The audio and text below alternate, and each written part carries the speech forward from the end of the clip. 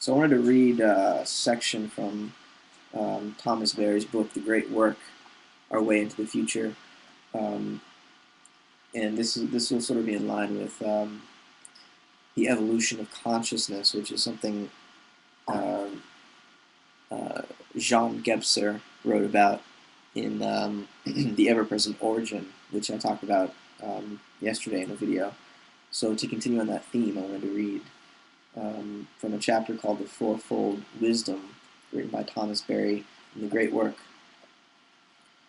Berry writes, "The wisdom of science, as this exists in the Western world at the beginning of the 21st century, lies in its discovery that the universe has come into being by a sequence of evolutionary transformations over an immense period of time.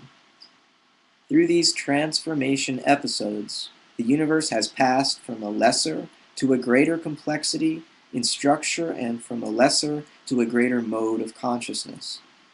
We might say that the universe, in the phenomenal order, is self-emergent, self-sustaining, and self-fulfilling.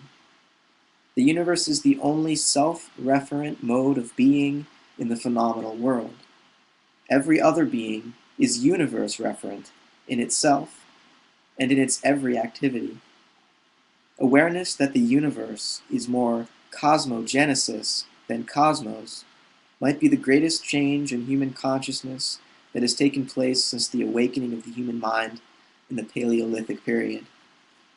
This earlier awakening of the human mind took place in a spatial mode of understanding. The universe, as originally experienced by the human mind, moved in an ever-renewing sequence of changes that easily coordinated with the changes in the natural world, with the daily cycle of dawn and dusk, with the yearly cycle of the seasons. In this context, the great journey toward life fulfillment is the journey portrayed in the mandala symbol, where the human journey toward fulfillment is toward the center, where the divine, the cosmic, and the human worlds become present to each other in mutual fulfillment. The small self of the individual reaches its completion in the great self of the universe.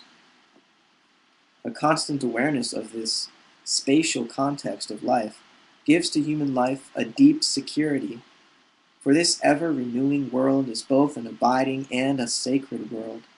To live consciously within this sacred world is for the personal self of the individual to be integral with the great self of the universe. To move from this abiding spatial context of personal identity to a sense of identity with an emergent universe is a transition that has, even now, not been accomplished in any comprehensive manner by any of the world's spiritual traditions. This change in human consciousness had its beginning in the 16th century with Copernicus. At this time, both the value and the difficulty in the work of Thomas Aquinas became apparent. Copernicus and his followers, such as Kepler and Galileo, could not have done their work with such confidence unless Thomas had authenticated the reasoning function of the human mind in Western tradition. The difficulty was that Thomas had done his work too well, for he had established Christian revelation so fully within the scientific perspective of Aristotle that it now appeared that any discoveries made that opposed the view of the universe as described by Aristotle must necessarily be false. If they were false, then they could not be coherent with revealed teaching, since one of the perspectives of Thomas was that any error concerning the natural world would endanger the authentic understanding of the world of faith. Because the religious commitment to Aristotle was so intense, it was unavoidable that a conflict should occur once such new developments in science began to take place. It was not simply a commitment to the science of Aristotle, it was a commitment also to the deductive processes of reason that tended to dominate all such earlier thinking.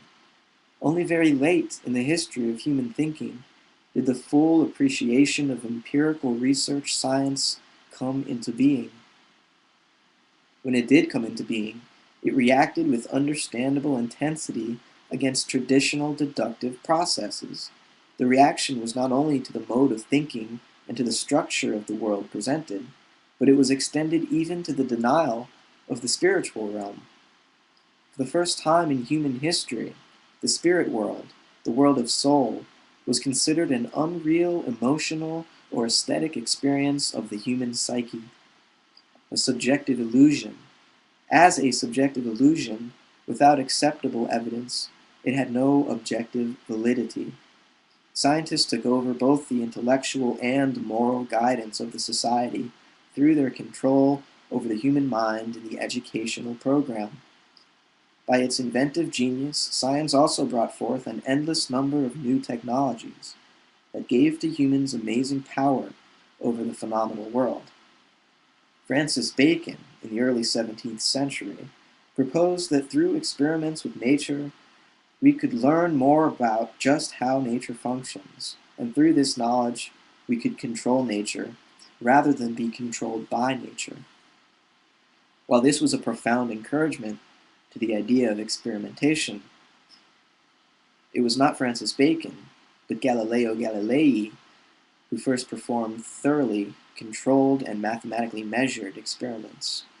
His work, together with that of Johannes Kepler, who had first observed that the planets move in elliptical rather than circular orbits, set the background for the work of Isaac Newton, who came to understand the laws of gravitation in relation to the movement of the heavenly bodies.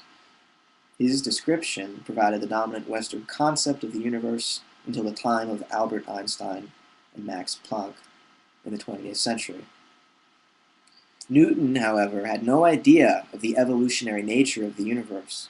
This insight came later through continued studies of the universe, but also of the geological structure and biological systems of Earth. These studies eventually led to an awareness that not only Earth, but the entire universe had come into being through a long sequence of evolutionary transformations over an immensely long period of time.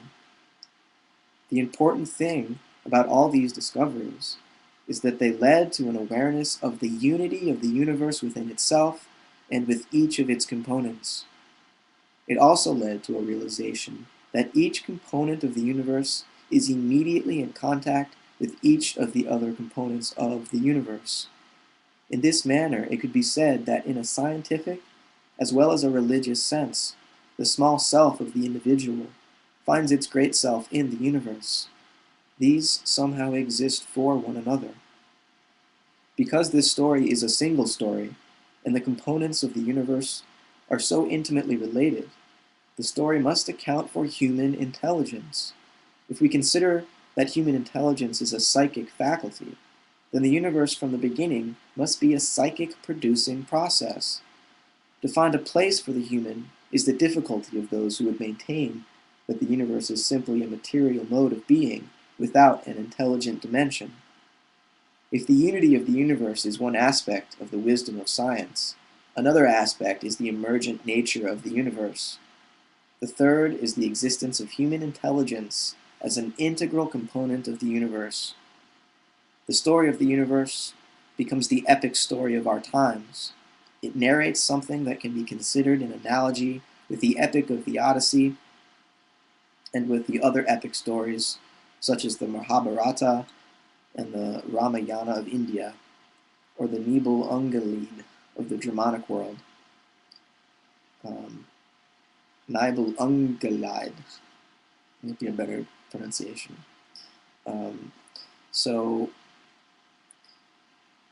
I think that speaks for itself. I don't have much time left here, but it's, you can see how he is describing this evolution in human consciousness and the way that the human is related to the universe that has occurred over the last few hundred years as we broke away from traditional religion into a scientific, secular world, and now we're coming to realize that we need to plunge back into a sacred context, though one illuminated by the knowledge gained through science.